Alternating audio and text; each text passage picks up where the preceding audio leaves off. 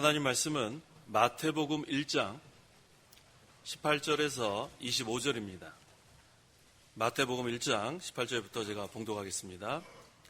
예수 그리스도의 태어나심은 이러하다.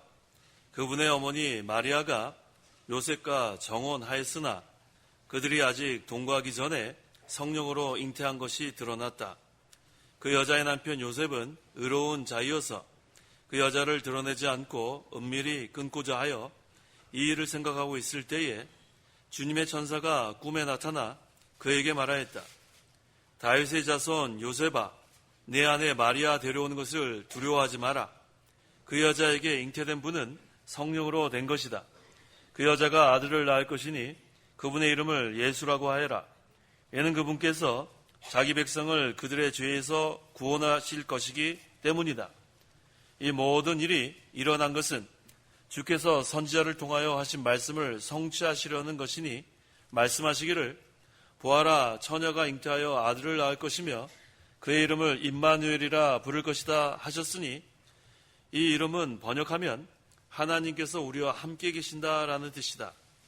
요셉이 잠에서 깨어나 주님의 천사가 그에게 명령한 대로 행하여 그의 아내를 데려왔으나 아들을 낳을 때까지 그 여자와 동침하지 않았고 아들을 낳자 그분의 이름을 예수라고 하였다. 25절까지 봉독했습니다. 23절에 보아라, 처녀가 잉태하여 아들을 낳을 것이며 그의 이름을 임마누엘이라 부를 것이다 라고 했습니다. 이 이름을 번역하면 하나님께서 우리와 함께 계신다라는 뜻이라고 했어요. 이 말씀을 근거로 이 시간 증거할 말씀의 제목은 임마누엘이란 제목으로 말씀 증거하겠습니다. 18절 예수 그리스도의 나타나심은 태어나심은 이러하다. 그분의 어머니 마리아가 요셉과 정혼하였으나 그들이 아직 동거하기 전에 성령으로 잉태된 것이 나타났다. 1절 상반절에 예수 그리스도의 계보는 이러하다라고 했죠. 이 계보하고 18절에 있는 태어나심은 이러하다. 그것은 같은 단어입니다. 그분의 어머니 마리아가 요셉과 정혼하였으나, 지금 이 예수님의 어머니 마리아 또 아버지 요셉 여기서 등장하고 있는데, 여기서 이 정혼이라는 것은 약혼을 의미합니다. 법적인 결합을 의미하는데 그 당시에는 결혼에 대한 구속력을 가지고 있었습니다. 당시 정혼한 상태는 오늘날 약혼보다도 더 엄숙한 관계고 또 간음으로 인하지 않고서는 파혼할 수 없는 그러한 상태를 의미합니다. 약 1년 정도의 정혼 기간을 가졌는데 그러한 상태에서 남편이 사망하면 그 여자는 자동적으로 과부가 되는 그러한 것을 의미합니다. 만약 그 기간 동안에 부정을 저지르면 간음으로 간주되어서 죽음의 형벌을 받을 수도 있었습니다. 그것이 바로 정혼의 의미입니다. 그렇다면 이 결혼하고 다른 점은, 이 결혼은 신랑이 신부를 집으로 데리고 가서 동거하는 것까지를 결혼이라고 한다면, 이 정혼은 동거는 하지 않고 법적 구속력은 가지고 있는 상태를 말합니다. 그래서 이 본절에서는 정혼하였으나라고 했고 그들이 아직 동거하기 전이라고 한 것을 보면 결혼하진 않았지만 이 정혼이라는 법적 구속력은 가지고 있음을 여기서 증거하고 있습니다. 그래서 지금 마리아하고 요셉이 아직 동거하기 전이지만 예수님의 법적 혈통을 획득했다는 것을 여기서 나타냅니다. 성령으로 잉태한 것이 드러났다. 여호와의 권능이 성령 안에서 기적적으로 마리아를 잉태시켰습니다. 그러므로 예수님은 하나님의 아들이면서 동시에 사람의 아들, 다시 말하면 완전한 하나님이면서 완전한 사람이라는 것을 우리는 알 수 있습니다. 그래서 이 예수님의 탄생에는 세 가지 중요한 면을 우리가 발견할 수 있는데, 첫째는 예수님은 성령으로 잉태되었기 때문에 참 하나님입니다. 둘째는 마리아가 낳았기 때문에 참 사람입니다. 셋째는 십자가에서 우리를 대속해 주셨으므로 참 구주십니다. 다른 말로 하면 그리스도십니다. 우리가 교회사를 공부하다 보면 예수님께서 참 하나님이심을 부인하는 이단도 많이 있었고, 또 예수님께서 참 사람임을 부인하는 이단도 많이 있었고, 또 예수님께서 참 구주이심, 그리스도이심을 부인하는 이단도 있었습니다. 오늘날에도 있어요. 예수님의 신성을 부인하는 이단, 예수님의 인성을 부인하는 이단, 또 예수님의 대속을 부인하는 이단. 그 이유는 오늘 제목인 임마누엘의 의미를 전혀 모르기 때문에 이와 같은 이단들이 생긴 겁니다. 23절 분명히 뭐라고 증거하냐면, 보아라, 처녀가 잉태하여 아들을 낳을 것이며 그의 이름을 임마누엘이라 부를 것이다. 이 이름을 번역하면 하나님께서 우리와 함께 계신다. 그러니까 처녀가 잉태했어요. 동정녀 탄생, 여기에 등장하고 있고, 또 하나님께서 우리와 함께 계시니까. 그러니까 예수님께서 이 세상에 계실 때에도 완전한 사람이면서 완전한 하나님이심을 우리는 믿습니다. 예수님은 성부 하나님과 똑같은 하나님이에요. 또 우리와 똑같은 사람이에요. 다른 점이 있다면 죄만 없습니다. 인간의 그러한 방법으로 탄생하신 것이 아니고 성령으로 잉태되어 마리아의 몸을 통해 탄생하셨기 때문에 죄만 없고 완전한 하나님, 또 완전한 사람입니다. 또 예수님은 하나님께서 기름 부어 세우신 그리스도십니다. 참 구주십니다. 그래서 예수님은 제사장으로서, 왕으로서, 선지자로서 기름 부음 받은 그리스도이심이 분명합니다. 19절에서 20절. 19절. 그 여자의 남편 요셉은 의로운 자이어서 그 여자를 드러내지 않고 은밀히 끊고자 하여 이 일을 생각하고 있을 때에 주님의 천사가 꿈에 나타나 그에게 말하였다. 다윗의 자손 요셉아, 내 아내 마리아 데려오는 것을 두려워하지 마라. 그 여자에게 잉태된 분은 성령으로 된 것이다. 요셉은 의로운 자라고 했습니다. 요셉이 의로운 것은 자기와 정혼한, 오늘날로 하면 약혼한 마리아가 결혼 전에, 즉 동거하기 전에 잉태한 것을 알면서도 마리아를 드러내지 않고 은밀히 끊고자 했습니다. 이것을 의로운 것이라고 했습니다. 드러내지 않고라고 했는데, 자기와 약혼한 이 마리아가 잉태한 것을 알게 되면 그 당시에는 죽을 수도 있었어요. 그 당시에는 처녀에게 잉태된 것이 드러나면 동네 사람들이 돌로 쳐 죽이는 그런 시대입니다. 그래서 요셉은 드러내면 마리아가 죽을 것을 알고 요셉은 드러내지 않고 은밀히 끊으려고 했어요. 그래서 의로운 자라고 한 것이고, 그 다음에 요셉은 인내하는 마음이 있었어요. 잘 참았습니다. 만일 허물이 있으면 아내로 맞지 않으면 되는 거고, 그 사람의 허물을 드러내어 죽일 필요가 없습니다. 잘 참았어요. 그래서 우리도 의로운 자가 되어야 되고 인내하는 자가 되어야 돼요. 성급하게 드러내거나 성급하게 모든 일을 처리하면 안 됩니다. 그래서 은밀히 끊고자 했다. 이것은 다른 사람의 잘못을 용서해 주는 마음도 있었어요. 그래서 요셉은 의로운 자고 인내하는 자고 또 관용을 베푸는 자예요. 그래서 요셉은 다른 사람의 잘못을 드러내서 그 사람을 죽이는, 오늘날에 이러한 많은 사람들이 있지만 요셉은 그렇지 않아요. 요새는 조그만 거 하나라도 부풀려가지고 죽이려고 하는 사람들이 많이 있지만 요셉은 그 반대예요. 드러내지 않고 모든 것을 신중하게 일을 처리했습니다. 그래서 불의한 일이 나타났을 때 불의를 금방 드러내려고 하는 것은 그것은 성급합니다.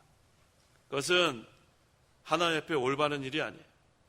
항상 먼저 신중하게 기도하고 모든 일을 처리해야 합니다. 요셉이 이와 같이 드러내지 않고 은밀히 처리하고 한 것은 참으로 의로운 일입니다. 그런데 여기 보니까 이 일을 생각하고 있을 때에 요셉은 신중하게 사건을 처리하려고 할 때에 어떠한 마음으로 했는가? 하나님의 뜻을 찾으려고 했어요. 요셉이 문제를 해결하기 전에 성경에서 무엇을 증거하고 있는가 생각해보고, 또 어떻게 하는 것이 하나님의 뜻에 합당한가, 이것을 생각한 거예요. 그래서 우리는 어떠한 일을 닥쳤을 때 모든 것이 하나님의 뜻이 무엇일까, 이번 일을 통해서 하나님이 나타내시고자 하는 것이 무엇일까, 어떻게 처리하는 것이 성경대로 처리하는 것일까? 그것을 생각해야 돼요. 그래서 성경에는 무엇이라고 증거하는가? 또 하나님의 뜻이 성경에는 어떻게 증거되고 있는가? 그러려면 성경을 가지고 기도해야 돼요. 성경을 상고하면서 기도하면 하나님께서 뜻을 알려주십니다. 지금 요셉이와 같이 신중히 하나님의 뜻을 찾고자 했을 때 이사야 7장 14절 하반절의 말씀이 생각이 났습니다. 그것이 바로 뭐냐면 보아라 처녀가 잉태하여 아들을 낳을 것이며 그의 이름을 임마누엘이라 부를 것이다. 하나님께서 깨닫게 해주신 거예요. 그래서 우리는 모든 일을 할 때에 성급하면 안 됩니다. 신중하게 말씀을 상고하고 그 말씀을 붙잡고 기도할 때에 하나님께서 깨닫게 해주시는 거예요. 무슨 사건이나 마찬가지예요. 그래서 항상 우리는 이렇게 해야지 의로운 생활을 할 수 있고 또 이렇게 해야지만 우리가 성급하게 잘못을 저지르지 않을 수 있습니다. 그래서 요셉이 믿음으로 이렇게 나아가니까 이제 성령께서 알려주시는 거예요. 다윗의 자손 요셉아, 내 아내 마리아 데려오는 것을 두려워하지 마라.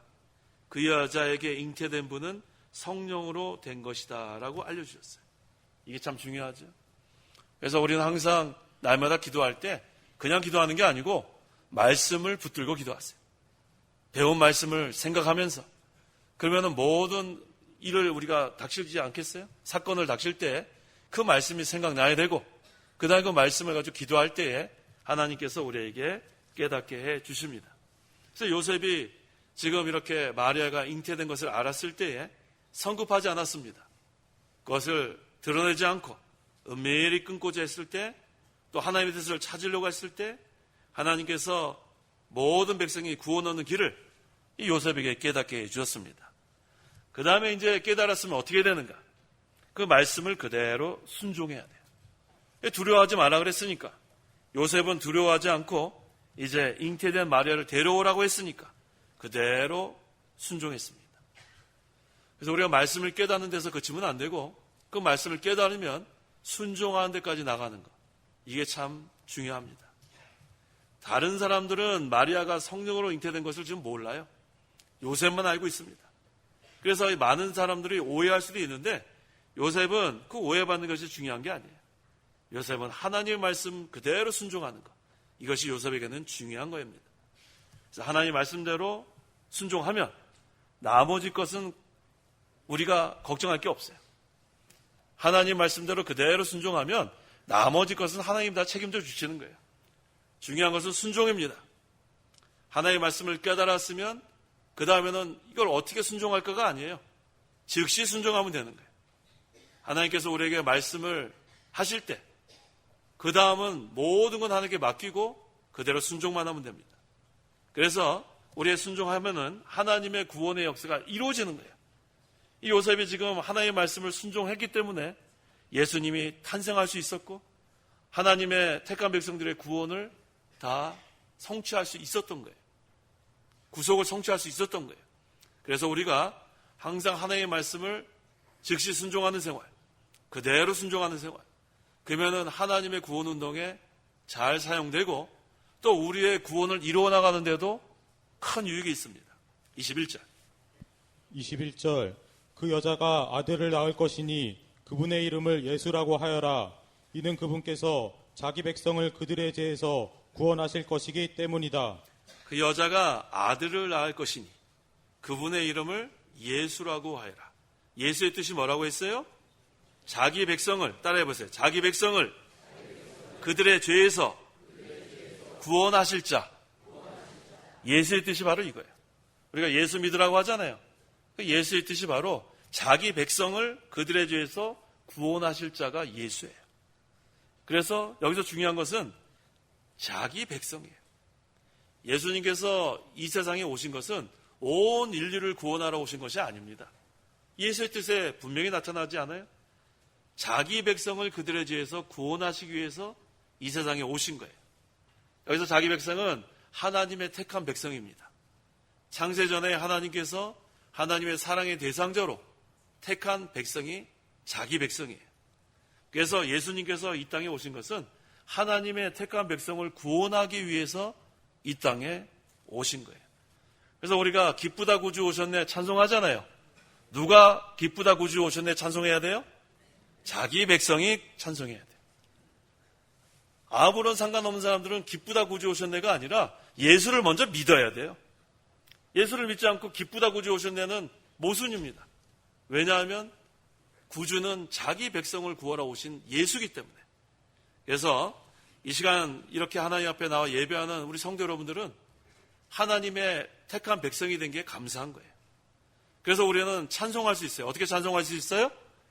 기쁘다 구주 오셨네 찬송할 수 있어요. 우리 마지막 찬송 그거 하려고 그래요. 기쁘다 구주 오셨네. 우리 하나님의 백성이니까 마음껏 찬송하세요. 그래서 우리는 이미 예수님께서 우리를 구원해 주셨기 때문에 구원을 받았고 그 다음에 이제 우리는 구원을 이루어 나가는 것을 우리가 할 일이에요. 구원 다 받았습니다. 예수 믿으면. 그럼 구원을 이루어 나가는 것은 뭘 의미하는가? 로마서 13장 14절. 14절 오직 주 예수 그리스도로 옷 입고 정욕을 위하여 육신의 일을 도모하지 마라. 구원을 이루어 간다는 것은 예수 그리스도로 옷 입는 걸 말하는 거예요. 예수를 믿어 구원받은 성도가 이제는 더러운 옷은 벗어야 돼요. 그 다음에는 예수님의 옷을 입어야 돼요. 그건 무슨 뜻인가? 점점 죄에서 벗어져 나오고 그 다음에 예수님의 형상을 닮아가는 거예요. 이게 바로 구원을 이루어가는 겁니다. 이제 더러운 옷은 벗어야 돼요. 그 냄새 나는 옷 얼마나 더러워요. 어이 더러워. 그걸 벗어버려야 돼요. 그 다음에 예수 그리스도를 옷 입어야 돼요. 예수 그리스도를 닮아가는 생활. 이게 바로 구원을 이루어 나가는 겁니다. 그래서 그리스도의 옷을 입은 만큼 죄는 멀어지는 거예요. 예수 그리스도의 옷을 입은 만큼 더러운 생활은 멀어지는 거예요. 그래서 우리가 죄에서 벗어져 나온 만큼 그리스도를 닮아가는 겁니다. 이걸 동시에 해나가는 거예요. 우리가 죄를 짓지 않으려고 아무리 노력한다고 되는 게 아닙니다. 예수 그리스도를 옷을 입어야 돼요. 옷을 입지 않고선 예수 그리스도로 말미암지 않고서는 우리가 이 더러운 생활에서 벗어날 수 없어요. 그래서 우리가 노력해서 되는 게 아니에요. 자, 이제부터는 죄를 짓지 말아야지. 아무리 결심한다고 되는 게 아닙니다. 예수님을 바라보고 예수님으로 옷 입는 생활을 해 나가야 죄의 세력이 물러나는 거예요. 빛이 비춰져야 어둠이 물러가는 것 똑같아요. 그래서 우리가 항상 이 빛을 영접하는 생활. 이미 우리는 빛을 영접했기 때문에 우리는 벌써 어두움이 물러갔어요. 우리의 심령은 흑암이었는데 빛의 세계로 변화됐는데 근데 우리가 계속해서 이 더러운 옷을 벗어버리고 예수 그리스도로 옷 입어야 빛의 세계가 계속 우리가 이루어져 나가는 거예요. 그래서 어둠을 물리치려고 노력하는 게 아니고 빛을 영접해야 돼요. 죄짓지 않으려고 바둥바둥거리는 게 아니라 예수 그리스도를 바라보고 예수 그리스도를 의지해야 돼요. 예수 그리스도를 옷 입어야 돼요. 내 힘으로 하려고 하면 아무것도 못합니다. 우리가 수십 년 동안 신앙생활 하신 분들은 열심히 죄 안 지려고 노력했다고 죄 안 진 것이 아니에요. 그보다 더 중요한 것은 예수 그리스도를 옷 입는 생활. 더욱 의지하고 더욱 바라보고 우리가 나아가야 합니다. 22절에서 23절. 22절 이 모든 일이 일어난 것은 주께서 선지자를 통하여 하신 말씀을 성취하시려는 것이니 말씀하시기를 보아라 처녀가 잉태하여 아들을 낳을 것이며 그의 이름을 임마누엘이라 할 것이다 하셨으니 이 이름을 번역하면 하나님께서 우리와 함께 계신다라는 뜻이다. 자, 여기에 지금 동정녀 탄생이 나옵니다. 처녀가 잉태하여 아들을 낳아야 한다. 그래서 우리가 근본주의 5대 교리 중에 하나입니다. 근본주의 5대 교리 중에 이 동정녀 탄생이 5가지 중에 들어가요. 근본주의 5대 교리는 첫째는 성경의 무호성. 성경은 오류가 없다. 그 다음 두 번째가 동정녀 탄생이에요. 왜 동정녀 탄생이 중요한가? 예수님이 원죄를 가지고 세상에 오시면 우리를 구원할 수 없어요. 원죄 없이 이 세상에 오셔야 되기 때문에 동정녀 탄생이 중요합니다. 보통 사람과 같이 태어나면 원죄 때문에 우리를 구속할 수 없어요. 육신의 아버지가 없이 성령으로 잉태해서 낳은 예수님이기 때문에 원죄가 없습니다. 그래서 성령으로 잉태되어 처녀가 낳아야만 하나님의 새 창조가 되는 거예요. 원죄가 없게 됩니다. 예수님은 성령으로 말미암아 하나님의 아들의 영이 마리아의 복중에 들어가서 인성을 입고 세상에 오신 거예요. 하나님의 아들의 영이 마리아의 복중에 들어가서 신성과 인성이 결합된 한 인격으로 예수님이 탄생한 거예요. 그래서 예수님은 완전한 하나님이고 완전한 사람입니다. 그래서 예수님이 이 땅에 오셨을 때 신성은 다 비워버렸다, 없어졌다, 그렇게 주장하는 이단도 있어요. 인간 예수만 주장합니다. 그렇지 않습니다. 예수님이 이 땅에 계실 때도 완전한 하나님, 또 우리와 같은 완전한 사람, 죄만 없는 그러한 예수님입니다. 그래서 예수님의 탄생은 한마디로 하면 하나님께서 인간에게 찾아오신 거예요. 이게 얼마나 놀라운 일이에요. 그래서 거기서 우리는 네 글자로 임마누엘이라고 그래요. 임마누엘의 뜻은 하나님이 우리와 함께 계신다. God with us. 하나님이 우리와 함께 계신다. 예수님은 하나님께서 사람의 몸을 입으시고 세상에 오신 겁니다. 24절, 25절. 24절 요셉이 잠에서 깨어나 주님의 천사가 그에게 명령한 대로 행하여 그의 아내를 데려왔으나 아들을 낳을 때까지 그 여자와 동침하지 않았고 아들을 낳자 그분의 이름을 예수라고 하였다. 요셉은 순종의 사람이에요. 하나님의 뜻을 깨달은 다음엔 그대로 순종했어요. 그래서 이제는 아내를 데려왔습니다. 그래서 우리가 이 요셉과 같이 악조건 가운데서도 순종할 수 있는 사람이 돼야 돼요. 지금 요셉은 모든 것이 평탄한 가운데서 순종한 게 아니에요. 잘못하면은 이 요셉도 위험에 처할 수 있습니다. 그런 거 따지지 않았어요. 하나님의 뜻을 찾았을 때에는 어떠한 악조건 가운데서도 순종하는 것이 중요합니다. 마리아가 지금 성령으로 잉태된 것을 다른 사람들은 몰라요. 그래서 만약에 이것이 밝혀지면은 요셉도 비방당할 수 있습니다. 하지만 요셉은 그런 거 상관하지 않았습니다.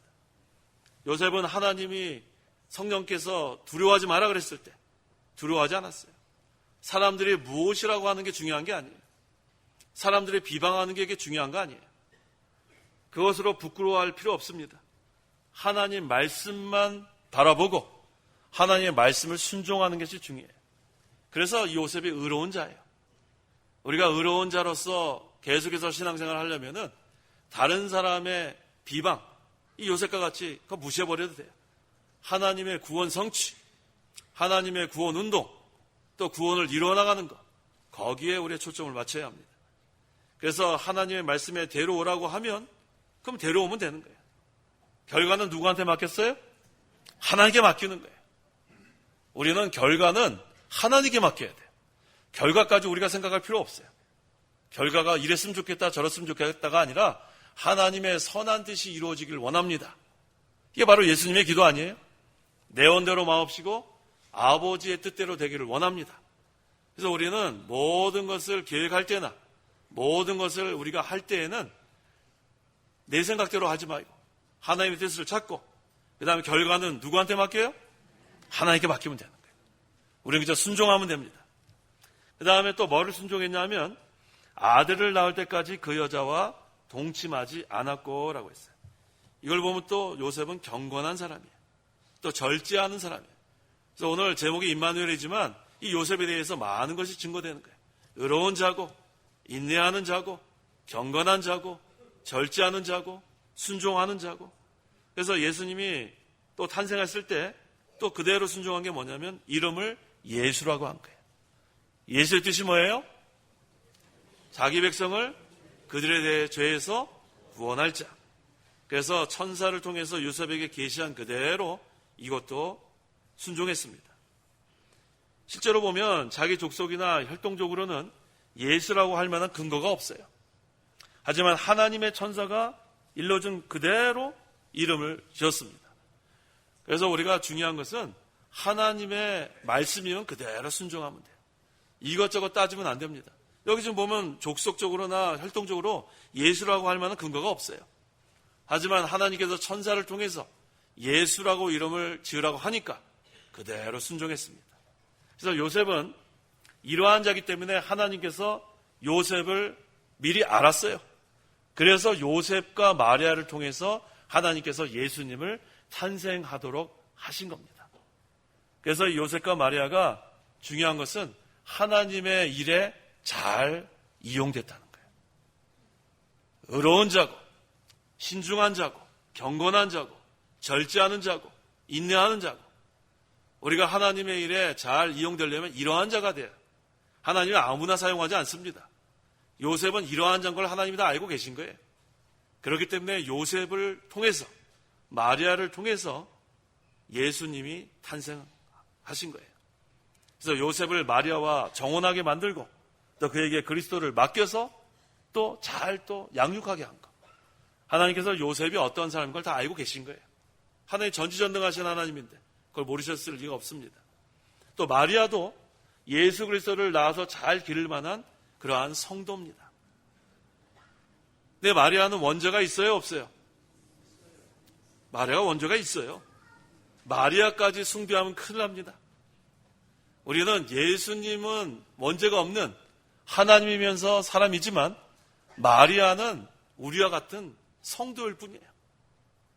그래서 이 마리아를 숭배하게 되면 큰 잘못을 저지르는 거예요. 그래서 우리는 마리아한테 기도하면 안 돼요. 마리아한테 왜 기도해요? 누구한테 기도해야 돼요? 예수님께 기도해야죠. 마리아한테 기도해야 돼요. 그건 잘못된 그건 기도입니다. 마리아는 아버지도 있고 어머니도 있고 정상적으로 태어났기 때문에 원죄를 가지고 태어났어요. 그걸 잘 기억하세요. 마리아는 보통 사람입니다. 마리아도 죄인이에요. 예수님만이 원죄가 없는 하나님의 아들입니다. 그래서 오늘 여기 25절에 아들을 낳을 때까지 그 여자 동침하지 않았고 아들을 낳자 그분의 이름을 예수라고 하였다. 아들을 낳자. 이게 바로 예수 그리스도의 탄생이에요. 오늘 제목이 임마누엘이죠. 임마누엘. 이 임마누엘에는 중요한 교리가 있다고 했죠. 동정녀 탄생. 그래서 근본주의 5대 교리 첫째는 성경의 무호성, 성경에는 오류가 없다. 두 번째는 동정녀 탄생. 예수 그리스도는 성령으로 잉태하사, 우리 사도신경에도 했죠. 성령으로 잉태하사 동정녀 마리아에게 나시고, 이게 바로 동정녀 탄생. 세 번째가 또 중요해요. 세 번째가 예수님의 대속적 죽음이에요. 아까 제가 중요한 거 세 가지를 증거했죠. 성령으로 잉태했기 때문에 예수님은 참 하나님, 그 다음에 처녀 마리아, 동정녀 마리아를 통해서 탄생했기 때문에 참 사람, 그 다음에 우리를 대속해주는 참 구주라는 거예요. 참 하나님이면서 참 사람 이해하지만 참 구주가 될 수 있습니다. 바로 참 구주라는 뜻은 그리스도가 될 수 있다는 뜻이에요. 그래서 우리가 성경의 오류성만큼 성경의 무호성만큼 중요한 것이 동정녀 탄생, 동정녀 탄생만큼 중요한 것이 바로 예수 그리스도의 대속적 죽음이라는 거예요. 그래서 이 대속적 죽음이 얼마나 중요한 교리인지 몰라요. 이 교리가 지겨운 게 아니에요. 교리라는 것은 성경 말씀이 전부 다 이렇게 이야기식으로 돼 있잖아요. 이 이야기식이 된 것을 교리를 통해 가지고 우리가 정확하게 그것을 이해하라고 만들어 놓은 하나님의 말씀이 교리예요. 그래서 오늘날 이 교리 때문에 젊은 사람들이 듣기 싫어한다. 그렇지 않습니다. 벌써 이 임마누엘 자체도 교리예요. 하나님이 우리와 함께 하신다. 여기에는 동정녀 탄생 교리가 들어가야 되고 예수님의 대속적 죽음이 들어가야 되고 얼마나 중요한지 모릅니다. 그래서 오늘 이 임마누엘, 처녀가 잉태하여 아들을 낳을 것이며 그 이름을 임마누엘이라 부를 것이다. 이 이름을 번역하면 하나님께서 우리와 함께 계신다. 그런 뜻이에요. 여긴 세 가지 중요한 의미가 있다고 했죠. 첫째는 성령으로 잉태됐기 때문에 참 하나님. 그 다음에 동정녀 마리아를 통해서 탄생했기 때문에 참 사람.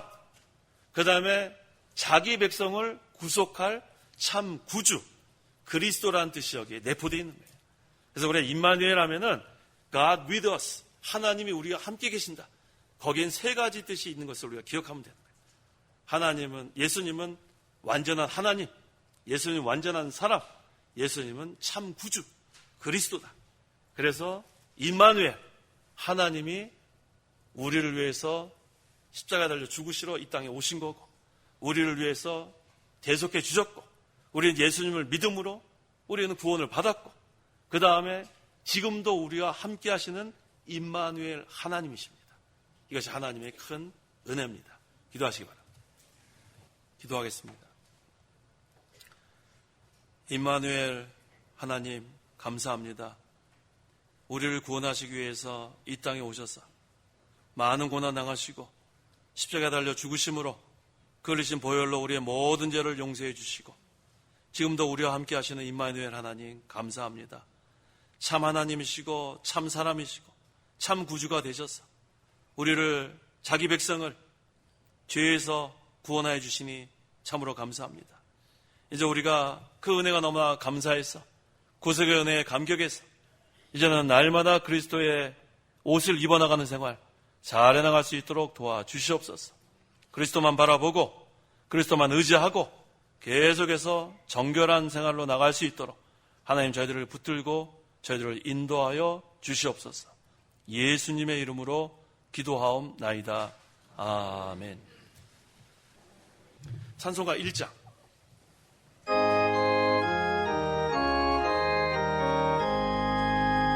만복의 근원 하나님 온 백성 찬송 드리고 저 천사여 찬송하시 찬송 성부 성자 성령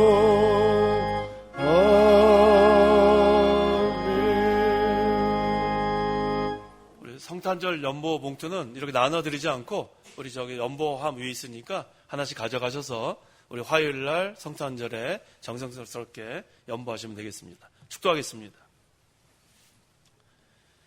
주 예수 그리스도의 은혜와 하나님의 사랑과 성령의 교통하심이 이 시간 하나님께 나와 예배하는 온 성도와 함께 있을지어다. 아멘.